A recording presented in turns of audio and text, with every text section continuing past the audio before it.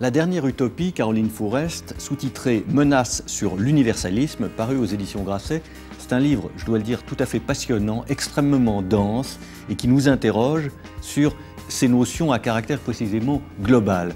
La mondialisation, l'universalisme, les principes que nous partageons ou à partir desquels, au contraire, nous différons. Et vous dites qu'il est plus facile de réfléchir à ce qui nous ressemble qu'à ce qui nous rassemble. Expliquez-nous ça. Mais en tant qu'individu citoyen, aujourd'hui, on est bombardé d'informations. On est noyé dans une immensité de nouvelles. Et dans cette immensité, on a tendance à trier plutôt, à rechercher ce qui nous ressemble, donc à plutôt se rassembler sur la base d'identités un peu grossières et superficielles, plutôt que sur la base d'idéaux, de valeurs communes. Et c'est pour ça qu'aujourd'hui, toutes les questions concernant le fait de faire société ou le vivre ensemble sont tiraillées. Les coutures sont en train d'être vraiment de craquer sous le poids de la remontée de ces identités, souvent plutôt radicales, religieuses aussi, qui nous posent question.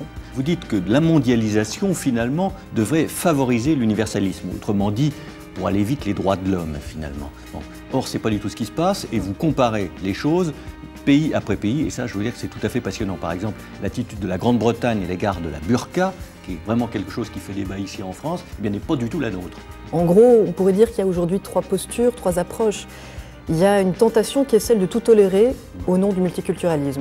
C'est une forme d'angélisme qui va jusqu'à trouver que le voile intégral, après tout, c'est un symbole exotique et extrêmement sympathique et qu'il faut tolérer au nom des cultures et de la religion, même s'il porte atteinte à l'égalité homme-femme. Face à ça, face à cette naïveté qui, il faut bien le dire, a beaucoup exaspéré les opinions publiques, on sent qu'il y a un autre danger, qui est l'excès inverse, c'est-à-dire la montée d'un populisme qui va capter cette exaspération et qui va leur faire croire que pour résoudre la crise du vivre ensemble, il suffirait de se replier sur notre identité nationale, de se replier sur une tradition majoritaire comme le christianisme contre l'islam.